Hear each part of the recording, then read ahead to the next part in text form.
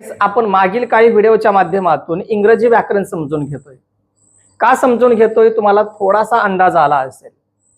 आणि जे आपण गेले काही व्हिडिओ पाहतोय, शिकतोय, समजून घेतोय, टू बी ची रूपे असतील, वर्तमान काळातील, भूतकाळातील, भविष्य काळातील आणि त्याच बरोबर टू हॅव ची रूपे का महत्वाची आहेत तर वाक्यरचना तयार करण्यासाठी, इंग्रजी लिहिण्यासाठी, इंग्रजी बोलण्यासाठी, इंग्रजी कम्युनिकेशन करण्यासाठी आपल्याला हे असे जे टू हॅव असतील, टू बी असतील किंवा टू डू ची रूपे असतील हे आपल्याला माहिती असायलाच हवं. तरच आपण अचूक कम्युनिकेशन, अचूक इंग्रजी व्याकरण असेल त्यात जी अचूकता असते ती अचूकता आपण आणू शकतो.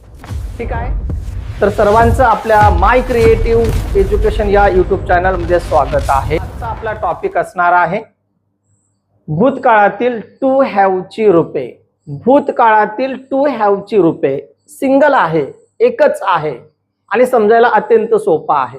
आपण मागील व्हिडिओच्या माध्यमातून 2-2, 3-3 प्रकारचे आपण ते समजून घेतलेत. परंतु आता आपला गोंधळ होणार नाही. फक्त गोंधळ होऊ नये त्यासाठी हा टॉपिक समजून घ्या. समजून घेतलं तर गोंधळ होणार नाही आणि समजून नाही घेतलं तर मात्र 100% गोंधळ आहे. गोंधळ टाळायचा असेल तर माहिती संपूर्ण पहा आणि व्यवस्थित समजून घ्या. ठीक आहे. बघा, भूतकाळातील टू हॅव ची रूपे, जो आजचा शब्द आहे तो म्हणजेच हॅड, HAD, हॅड. हॅड त्याचे अर्थ काय होतात? हा भूतकालीन शब्द आहे. इथं लिहिलेला आहे भूतकाळातील टू हॅव ची रूपे हॅड. अर्थ होत असतात होते, होती, होता. अंदाज आला असेल. झालेल्या घटनेसंदर्भात, गेलेल्या प्रसंगासंदर्भात किंवा काही अनुभवलेलं असेल ते बोलताना, एखादा प्रसंग असेल किंवा एखादी गोष्ट असेल, एखादी स्थिती असेल ती सांगण्यासाठी, ती वर्णन करण्यासाठी हॅड या सहाय्यकारी क्रियापदाचा वापर केला जातो. प्रथम आपण तक्ता समजून घेतोय. बघा, पुरुष, प्रथम पुरुष, अनेक वचन. प्रथम पुरुष मध्ये म्हटलेलं आहे बघा, आय हॅड. आय म्हणजे मी. आता हे आपलं कदाचित तोंडपाठ झालं असेल. प्रोनाउन, सर्वनाम. आय हॅड माझ्या जवळ होते. हॅड म्हणजेच काय तर होते, होती, होता. आय हॅड माझ्या जवळ होते. वी हॅड आमच्या जवळ होते. एक वचन आय, अनेक वचन वी. हॅडचा अर्थ आहे होते, होती, होता. आमच्या जवळ होते. सेकंड पर्सन मध्ये पहा, यू हॅड तुझ्या जवळ होते. अनेक वचनीमध्ये यू हॅड तुमच्या जवळ होते. थर्ड पर्सन पहा, तृतीय पुरुष, ही हॅड त्याच्या जवळ होते. He had. आता जरी समजा आपल्याला सुरुवातीला आपण समजून घेतलं ही म्हणजेच तो, शी म्हणजेच ती, इट म्हणजे ते, पण जेव्हा आपण आदरयुक्त बोलत असतो, आदराने बोलताना मराठीमध्ये ही जर वापरला असेल इंग्लिशमध्ये तर आपण त्याला आदर देत असताना मराठीतील आदरयुक्त शब्द आपण वापरत असतो. ओके. त्याच्या जवळ होते. शी हॅड तिच्या जवळ होते. इट हॅड त्याच्या जवळ होते. आणि या तिघांचा कंबाईंड जो काय अनेक वचनी शब्द आहे तो म्हणजेच दे. देचा अर्थ ते, त्या. आणि या ठिकाणी हॅड हा सहाय्यकारी क्रियापद शिकत असताना त्याचा अनेक वचनी म्हणून कसा वापर होत असतो तर दे हॅड त्यांच्या जवळ होते. जे काही असतील ते अनेकाच्या पटीत, एकापेक्षा अधिक जे असेल ते वर्णन करताना, ते सांगताना हॅड हा जो सहाय्यकारी क्रियापद असतो त्याचा वापर केला जात असतो. या ठिकाणी थोडीशी गंमत आहे. गंमत का सांगतोय तर मागील आपण काही टॉपिकच्या माध्यमातून अनेक त्याचे वेगवेगळे नियम समजून घेतलेत, वेगवेगळ्या डेफिनेशन समजून घेतल्यात. पण या ठिकाणी एकच डेफिनेशन आहे. काय एकच आहे? सहाय्यकारी क्रियापदच एक आहे ना. जर सहाय्यकारी क्रियापद एक असेल तर डेफिनेशन किती असतील? एकच असेल. सिंपल आहे. ओके. बघा, मॅजिक रूल्स ऑफ, म्हणजेच बघा मॅजिक रूल्स ऑफ हॅड म्हणजेच हॅड या सहाय्यकारी क्रियापद वापरण्यासाठी एक जादुई ट्रिक आहे. काय ती समजून घ्या.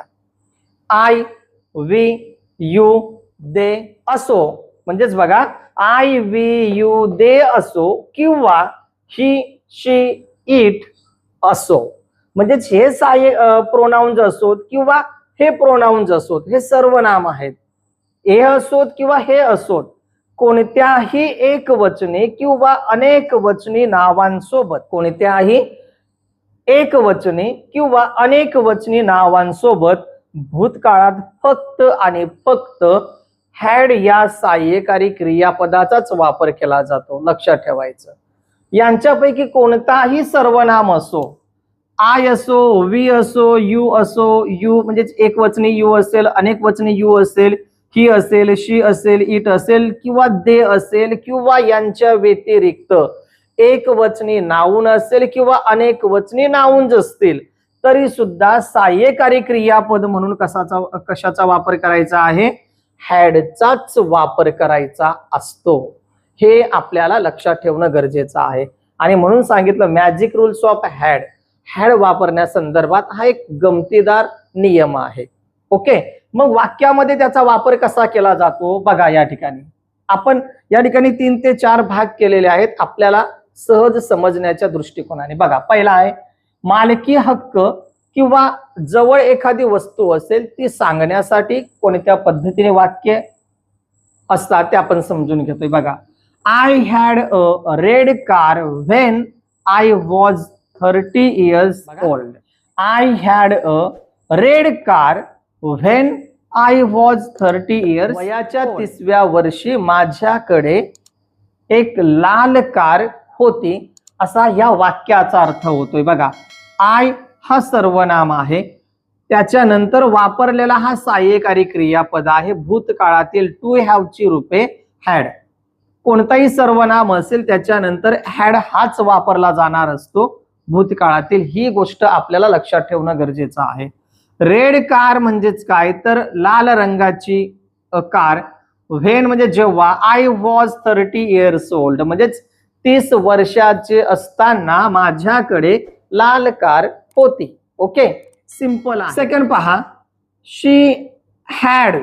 बघा, या ठिकाणी शी हॅड म्हणजे तृतीय थर्ड पर्सन मधील हा जो शब्द आहे, प्रोनाउन्स आहे, तो आपण या ठिकाणी लिहिलेला आहे. शी म्हणजेच कोण? ती.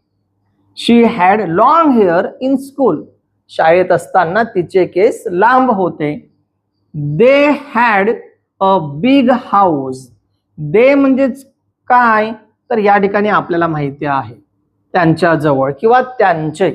दे had a big house. Big house म्हणजेच काय, तर मोठे घर. They had. हॅड म्हणजेच काय, या ठिकाणी आपण कोणत्या गोष्टीची माहिती सांगत आहोत? झालेल्या किंवा होते भूतकाळात जमा झालेले त्या गोष्टी, त्या संदर्भात माहिती आपण समजून घेतोय. मग काय अर्थ असेल? दे हॅड मोठे घर होते, त्यांचे किंवा त्यांच्याकडे मोठे घर होते. ओके, वी हॅड 2 पेट्स म्हणजेच आमच्याकडे 2 पाळीव प्राणी होते, असा याचा अर्थ होत असतो. Okay, Tanay had a new cycle. तनयकडे नवीन सायकल होती, आता जुनी झालेली आहे. ओके, वाक्याचा अर्थ आपण समजून घेतोय. Tanay had a new cycle. तनयकडे नवीन सायकल होती. हे झालं मालकी हक्क आणि जवळ असलेल्या वस्तू संदर्भात वर्णन करणारे हे वाक्य आपण समजून घेतलेत. पुढचा पहा, नाती संबंध सांगण्यासाठी वाक्यामध्ये हॅडचा वापर कसा केला जातो बघा. या ठिकाणी I had many friends in school. म्हणजे शाळेत असताना मला खूप मित्र होते. आय हॅड म्हणजेच मला, मेनी म्हणजेच भरपूर किंवा खूप, फ्रेंड्स म्हणजे मित्र, इन स्कूल शाळेत असताना मला खूप मित्र होते. काय आहे? नाते संबंध सांगण्यासाठी वापरला जाणारा सहाय्यकारी क्रियापद झालेल्या घटने संदर्भात. Okay, second number, he had 2 brothers but no sister. He had 2 brothers but no sister. त्याला 2 भाऊ होते. ही हॅड 2 brothers, त्याला 2 भाऊ होते, बट नो सिस्टर, परंतु बहीण नव्हती. Okay, but no sister. अवघड आहेत वाक्य? सिंपल आहेत ना? फक्त एकदा मन लावून अभ्यास करा किंवा समजून घ्या, सगळं सोपं होणार आहे. आणि मी आहे ना, घाबरून जाऊ नका. ओके, फक्त व्हिडिओ आवडला तर लाईक करा, अधिकाधिक शेअर करा, म्हणजेच आपल्याला अजून अशा नवनवीन माहिती आपल्यापर्यंत येऊ शकेल. ठीक आहे. चॅनेलवर नवीन असाल, माहिती आवडली असेल तर सबस्क्राईब करायला विसरू नका. पुढचा example, the king had 3 daughters. The king had 3 daughters. राजाला किती मुली होत्या? डॉटर्स म्हणजेच काय? मुली. किती? 3. कोणाला? The king. राजाला 3 मुली होत्या. 3 हा, राजाला 3 मुली होत्या. हॅड होत्या, काय आहे? होते, होती, होता, होत्या, अशा पद्धतीने ते वाक्य तयार होत असतात. लक्षात येत आहे ना? पुढचा पहा, 3 नंबरचं, आजार असेल, स्थिती असेल ते सांगण्यासाठी हॅड या सहाय्यकारी क्रियापदाचा वापर कसा होतो? बघा, she had a high fever last week. She had a high fever last week म्हणजेच काय? काल रात्री तिला खूप ताप होता. नेक्स्ट पहा, my grandfather had an eye problem. Eye problem म्हणजेच काय? डोळ्यांचा त्रास. आय म्हणजे डोळे, प्रॉब्लेम म्हणजे त्रास किंवा समस्या. माय ग्रँडफादर कोणाला? ग्रँडफादर म्हणजेच कोण? तर आजोबा. माझ्या आजोबांना डोळ्यांचा त्रास होता. हॅड या ठिकाणी वापरलेला आहे. आणि आपण काय सांगतोय? तर स्थिती सांगण्यासाठी, आजारपण सांगण्यासाठी किंवा शारीरिक काही स्थिती असेल ते वर्णन करण्यासाठी अशा पद्धतीने त्यांचा वापर केला जातो. नेक्स्ट पहा, अनुभव असेल, वेळ असेल आणि प्रसंग असेल ते वर्णन करण्यासाठी सुद्धा हॅडचा वापर केला जातो. ते कसं? बघा, we had a great time at the picnic. We had a great time at the picnic. Picnic म्हणजेच काय? सहल. आम्ही सहलीला खूप मज्जा केली. आम्ही सहलीला खूप एन्जॉय केला. ओके, याचा अर्थ. सेकंड पहा, I had an important meeting yesterday. I had an important म्हणजेच महत्वाची, मीटिंग म्हणजे सभा. कधी होती? काल होती. काल माझी महत्वाची सभा होती. And last, they had breakfast at 8 AM. They had breakfast at 8 AM. अर्थ काय लक्षात आलं असेल तर कमेंट करायला विसरू नका. याच्यावर आधारित एक छोटीशी टेस्ट तुम्हाला दिली जाणार आहे. डिस्क्रिप्शन बॉक्स मध्ये तुम्हाला प्रश्नावली दिली जाईल, ती सोडवा. त्याची उत्तर येत असतील तर कमेंट करा, उत्तर येत नसतील तर विचारायला लाजू नका, घाबरू नका, बिनधास्तपणे विचारा. ओके, लवकरच भेटू आपण पुढच्या व्हिडिओच्या माध्यमाने. तोपर्यंत व्हिडिओ पाहत राहा, ऐकत राहा, शिकत राहा. ते शिकवण्यासाठी किंवा ते शिकण्यासाठी मदत करत राहा. Okay, bye bye.